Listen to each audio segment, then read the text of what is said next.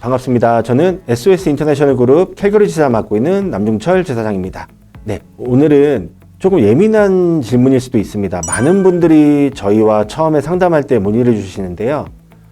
저는 유학 후 이민이 좋을까요? 아니면은 LMI를 받아서 취업 후 이민이 좋을까요? 라고 많은 분들이 문의를 주세요. 그래서 오늘은 캐나다에서 어떤 방법이 더 좋은지, 어떤 게 나한테 더 유리한 방법인지 모든 게 다 일반화될 수는 없지만 제 경험에 비추어서 좀 설명을 드리고자 합니다.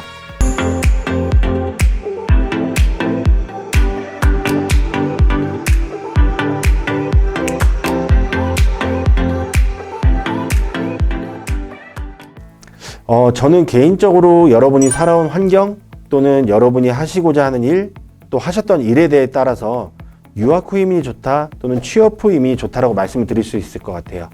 한 예로 여러분이 한국에서 요리사 경력을 굉장히 오래 가지고 있고 또 캐나다 와서 요리 경력을 하고 싶다라고 한다면은 저는 취업 후 이민도 굉장히 좋은 방법이라고 생각을 합니다. 하지만 여러분이 한국에서 건설회사에서 일을 하셨고 캐나다 와서 건설 쪽으로 일을 하고 싶다라고 하시면은 저는 유학 후 이민을 좀 더 추천드리고 싶어요. 그 이유는 뭐냐면 한국에서 배웠던 건설에 대한 기본 이론은 한국을 베이스로 한 관련 법령들을 기본으로 하고 있거든요. 단위도 마찬가지고. 하지만 캐나다는 캐나다 환경법, 건축법, 소방법, 단위 모든 것들이 한국과는 다르기 때문에 이 중간에서 현지화 교육이 이루어지지 않으면 취업에 사실은 굉장히 어려운 부분이 있어요.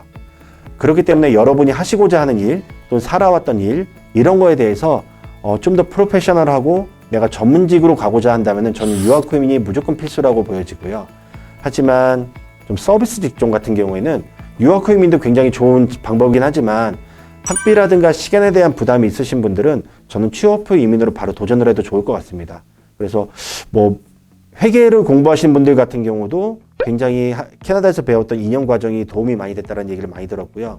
특히나 건축이나 기계, 요즘 IT, 그래픽 디자인 이런 거 같은 경우는 현지 교육이 거의 필수라고 보시면 될 것 같아요. 그래서 그러신 분들은 어차피 영주권 받고 나서야 내 삶도 생각해야 되기 때문에 가능하면은 유학 후 이민 쪽으로 좀 플랜을 짜시는 게 좀 더 유리하지 않을까라는 게 제 경험을 비춘 제 개인적인 의견입니다. 네, 유학 후 이민 여러분이 많이 검색해 보셔서 오히려 저보다도 정보가 많으신 분도 많으실 거예요. 캐나다에서 유학 후 이민의 기본 메커니즘은 다음과 같습니다. 캐나다에서 2년 이상의 공립교육기관에서 공부를 마치신 분들은 3년짜리 취업비자를 발급받게 됩니다. 이 3년짜리 취업비자는 오픈 비자고요. 여러분이 어디에 취업을 하셔도 괜찮은 그런 비자라고 보시면 될 것 같아요. 그 취업비자를 가진 3년 동안 본인의 취업 경력을 통해서 내 워크 익스피리언스를 만든 다음에 그걸 바탕으로 나한테 맞는 영주권 카테고리로 진행을 하는 그런 방법이라고 보시면 될 것 같아요. 유학 후 이민의 가장 큰 장점은 무엇이냐? 첫 번째, 저도 이민자지만 캐나다에서 정착하고 살아감에 있어서 영주권을 땄다라고 해서 모든 게 끝나는 게 아니라 그 이후의 삶을 한번 생각을 해봐야 되거든요. 그랬을 때 내 영주권을 준비하는 데 있어서 내 필요한 교육, 영어라든가 아니면 직무 교육에 대한 부분을 영주권을 가는 그 중간에 한 가지 디딤돌로 삼아서 갈 수 있다라는 게 가장 큰 장점이 될 것 같고요. 두 번째로는 학교를 졸업하고 받는 3년짜리 취업비자는 오픈비자입니다. 그래서 여러분이 고용주의 제약 없이 원하는 만큼 일할 수 있고 원하는 곳에서 일할 수 있고 심지어 내가 전공과 다른 쪽에서 일을 해도 되는 풀려있는 오픈비자이기 때문에 여러분의 직업 선택에 좀 더 많은 도움이 되실 거예요. 세 번째로는 가족 단위로 많이 오시는 분들이 이민을 생각하시다 보니까 자녀들에 대한 교육 비용에 대한 세이브도 물론 무시할 수는 없는 부분이에요. 2년의 학생비자 기간 그리고 3년의 취업비자 기간 동안에 아이들은 무상교육을 받게 되고 또 그거를 바탕으로 중간에 영주권 취득을 하게 됐을 때 이제 똑같이 영주권자 신분으로서 아이들 무상교육도 받을 수가 있는 그런 상황이 됩니다. 그럼 유학 후 이민의 단점을 논하자라고 본다면 가장 큰 건 학비에 대한 부담일 거예요.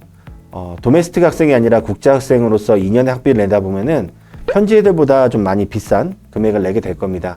보통 캐나다 컬리지 과정들이 저렴한 학교들은 1년에 15,000불대, 비싼 과정들은 1년에 22,000불, 23,000불대까지도 지금 올라가고 있는데 그 2년 동안의 학비를 낸다라고 했을 때 적은 비용은 아닐 거예요.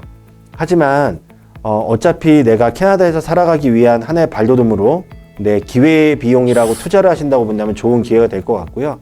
참고로 캐나다가 얼마나 좋은 나라냐면 여러분이 유학생으로서 낸 비용, 국제학생으로서 낸 비용이 되게 비싸잖아요. 나중에 영주권을 따고 나서 내가 영주권자가 되고 나서 내가 그동안 지불했던 교육비에 대한 텍스 환급을 신청할 수가 있는데요. 그럴 경우에 보통 환급받는 비용이 학교마다 낸 학비에 따라 좀 다르지만 최근에 저희 케이스로 봤을 때 한 8,000불까지도 텍스 크레딧으로 리베이트 된 케이스가 많이 있거든요.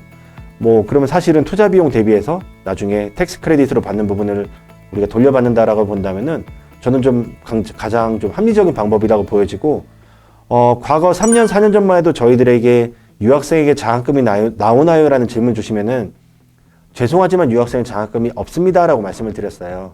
하지만 요즘은 각 학교마다 또는 각 학과마다 유학생들에게도 장학금에 대한 문이 열려 있기 때문에 그 부분도 충분히 노려보실 만하다고 저는 그렇게 생각합니다. 자, 이제 제가 취업 후 이민을 논할 건데요. 취업 후 이민의 가장 기본 베이스는 캐나다에서 합법적으로 취업을 한 후에 경력을 쌓고 그거를 가지고 이민을 하는 방법이죠. 자, 그럼 다시 처음으로 돌아와 보면 어떻게 취업 비자를 획득할 것이냐가 관건이 될 거예요. 캐나다에서